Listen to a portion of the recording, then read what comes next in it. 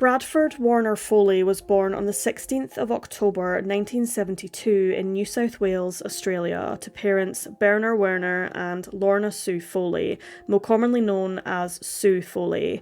Bradford was one of 3 children, or 4, as stated in a mandate document. He had an older brother and an older sister, called Bernie and Anita, respectively.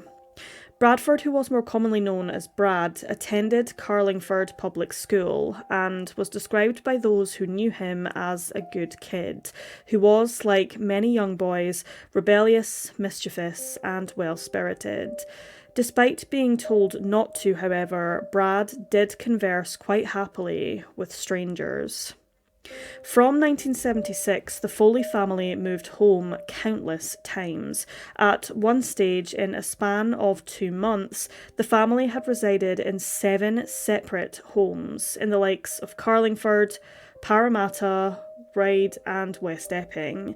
In 1981, the family moved once again to Eastwood and in September of 1982 relocated to the northern Sydney suburb of Dundas, located around 6 kilometres away from their previous home in Eastwood, moving into an address on Warwick Road.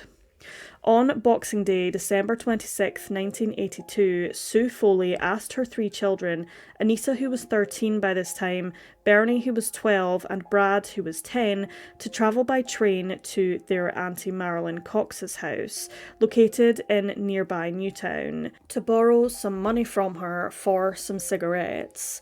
The 2 older children refused, Anita having slept in, and Bernie wanted to stay at home to play with his new toys that he had received on Christmas Day, but Brad was more than happy to travel to the city to see Marilyn. He enjoyed her company, and vice versa.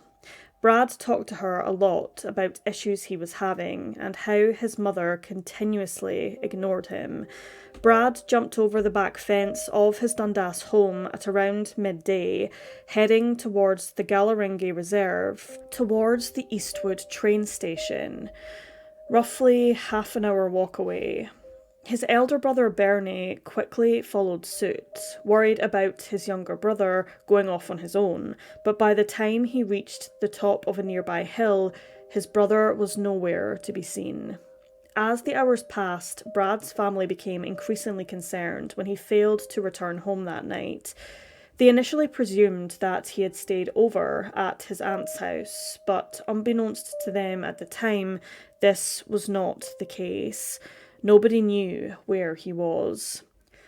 Following Brad's disappearance, local Eastwood police were contacted by Brad's mother and an unidentified male after Brad had not been seen for more than 24 hours. Police scoured the path in which Brad most likely took to the train station, but found absolutely no trace of the 10-year-old boy. Despite appealing to the public for assistance in trying to locate Brad, no significant tips or leads came in to the police. As further inquiries were conducted over the weeks and months that followed Brad's disappearance, an assistant at Eastwood railway station, who knew Bradford well, came forward to police and told them that they had witnessed Brad board a red Rattler train on the day in question. This was not unusual by any means. The Foleys took the train regularly to Newtown to visit Marilyn Cox. There was also an alleged sighting of the 10-year-old at a pinball parlour in King's Cross. However, this sighting could not be confirmed. Investigators also questioned a number of people who were part of a street kids group who told police about a paedophile ring operating in the area who would take runaways in and sell them through their network as slaves. Police did consider delving deeper into this lead in early 1983. However, the operation was abandoned after they decided not to put any of the lives of these street kids in danger. According to Bradford's siblings, the New South Wales Police failed to give the family any support during the initial investigation into Brad's disappearance, and because of this, and the fact that police allegedly only searched one possible route in an effort to locate the boy, the family understandably became resentful of authorities. They believed that it was because they were of Aboriginal origins. The route which was searched was one the Pholi children knew very well. They had gone along the paths countless times before, despite having only lived in Dundas for 3 months by this time. The route they normally took involved either walking along Mobbs Lane to Madison Road before turning into Hillview Road, where Eastwood train station was located, or taking Terry Road straight to Hillview Road and onto the station. Police allegedly failed to search any other paths or roads located nearby. The search for Brad was eventually called off, leaving the Pholi family completely distraught. There were numerous tips and sightings of the boy called into police over the years that followed, but Brad was never seen or heard from again.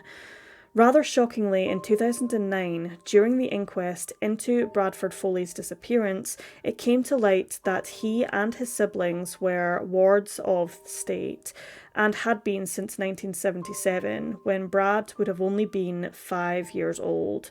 This means that the children were placed in the legal custody of the state through a court order. Their mother, Sue, who had an extensive criminal past, had requested the children be put into a children's home, as she claimed that she could no longer support them.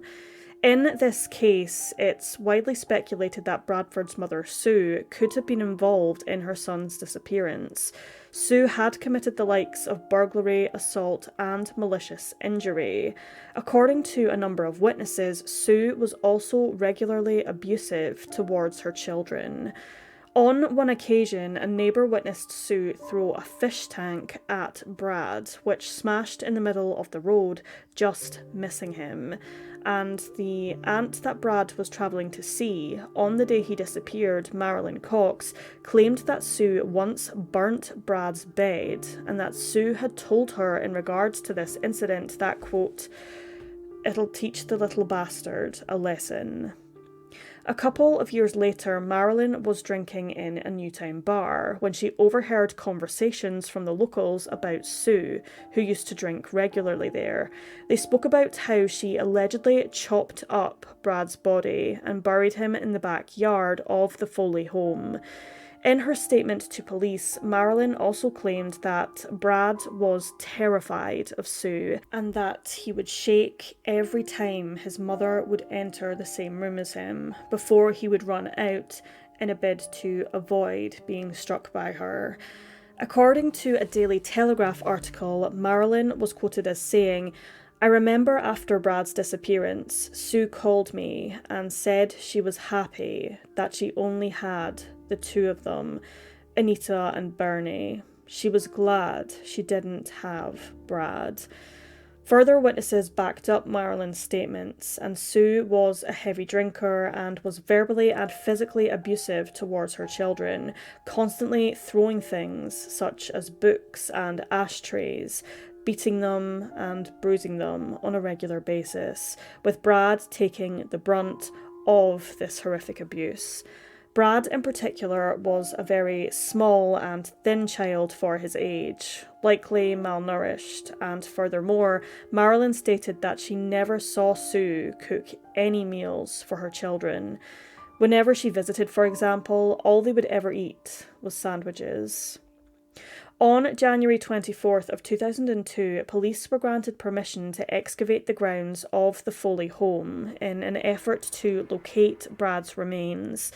Following these statements made by witnesses and a statement made by an 18-year-old clairvoyant who had previously lived at the Pholi's address, Grant Austin, he claimed that he had experienced vivid dreams of Bradford having been buried beneath the home since around 1998, and he had noticed a shift in the dirt by the veranda, which had remained untouched during the time in which he had resided at the address.